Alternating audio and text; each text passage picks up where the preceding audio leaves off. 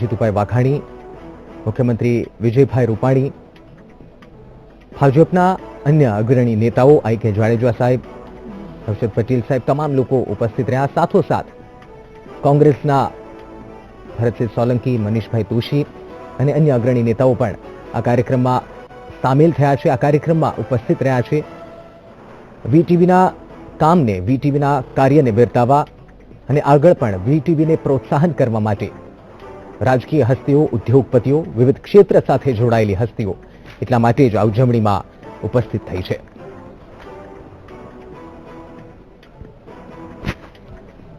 હાલ વિજયભાઈ રૂપાણી વીટીવી ઓફિસની મુલાકાતે વીટીવી ઓફિસમાં થઈ રહેલી ઉજવણીમાં સામેલ થવા પહોંચ્યા છે.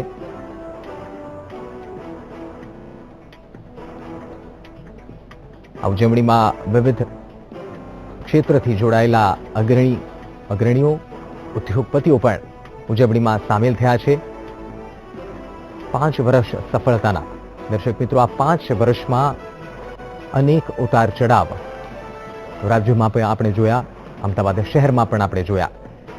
પછી એ ગુજરાતની રાજકીય સ્થિતિની વાત હોય, પછી એ ગુજરાતમાં આર્થિક બાબતોની વાત હોય, મોંઘવારીની વાત હોય, આ તમામ પરિસ્થિતિઓમાં, આ તમામ ઉતાર ચઢાવમાં વીટીવી હંમેશા આપની સાથે રહ્યું છે.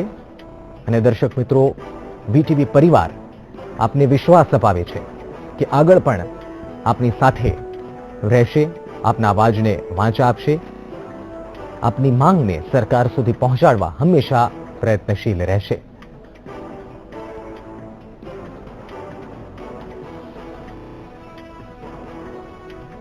વિજયભાઈ રૂપાણીની ઉપસ્થિતિ આ ઉજવણીમાં.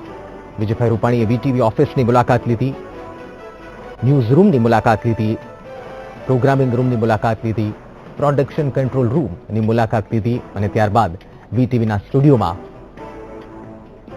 હાજર રહીને વીટીવીના દર્શકો એટલે કે આપ સૌને સાથે વાતચીત કરી.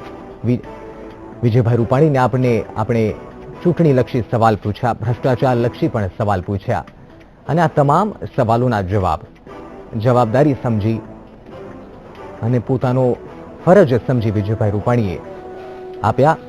હાલ ઉજવણીનો કાર્યક્રમ વીટીવી ઓફિસ પટાંગણ થઈ રહ્યો છે, જો આ વિજયભાઈ રૂપાણી સાથોસાથ